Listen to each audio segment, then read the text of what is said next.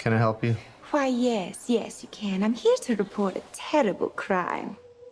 And what terrible crime is that? This one. Ah, shit. I told this all wrong. Quick history lesson. This all started when the Joker and I broke up. It was completely mutual. And soon enough, I was back on my feet, ready to embrace the fierce goddess within. It's so quiet. Now that I cut ties with Mr. J, I'm about to learn that a lot of people want me dead. All alone. And at the top of that list is this guy. And so peaceful. But it turns out I wasn't the only dame in Gotham looking for emancipation. You fall in love. He's after all of us. The kid just robbed him.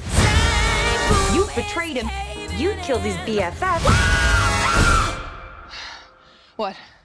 You are so cool.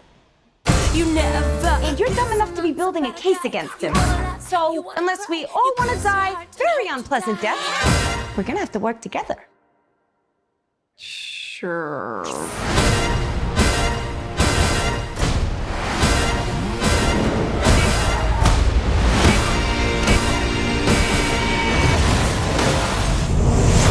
Psychologically speaking, vengeance rarely brings the catharsis we hope for. Yeah.